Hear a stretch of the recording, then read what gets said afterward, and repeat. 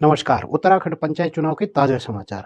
पंचायत चुनाव आरक्षण रोटेशन प्रक्रिया को हाईकोर्ट में चुनौती, लटक सकता है नोटिफिकेशन। उत्तराखंड हाईकोर्ट ने राज्य में त्रिस्तरीय पंचायत चुनाव के लिए निर्धारित किए गए आरक्षण रोटेशन प्रक्रिया को चुनौती देती याचिकाओं की सुनवाई की।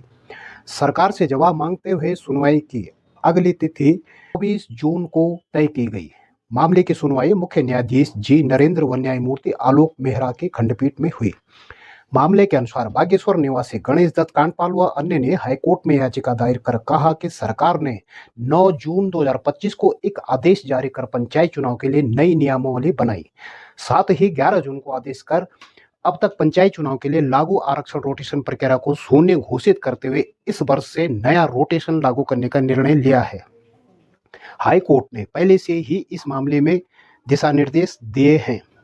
याचिकाकर्ता के अनुसार इस आदेश से पिछले 3 कार्यकाल में जो सीट आरक्षित वर्ग में थी वह चौथी बार भी आरक्षित कर दी गई, जिस कारण से वे पंचायत चुनाव में भाग नहीं ले पा रहे हैं। इस मामले में सरकार की ओर से बताया गया अनुसार बागेश्वर निवासी गणेश दत्त कांडपाल व अन्य ने हाईकोर्ट में याचिका दायर कर कहा कि सरकार ने 9 जून 2025 को एक आदेश जारी कर पंचायत चुनाव के लिए नई नियमावली बनाई। साथ ही 11 जून को आदेश जारी कर अब तक पंचायत चुनाव के लिए लागू आरक्षण रोटेशन को शून्य घोषित करते हुए इस वर्ष से नया रोटेशन लागू करने का निर्णय लिया। हाईकोर्ट ने पहले से ही इस मामले में दिशा निर्देश दिए हैं। याचिकाकर्ता के अनुसार इस आदेश से पिछले 3 कार्यकाल में जो सीट आरक्षित वर्ग में थी वह चौथी बार भी आरक्षित कर दी गई, जिस कारण वे पंचायत चुनाव में भाग नहीं ले पा रहे हैं।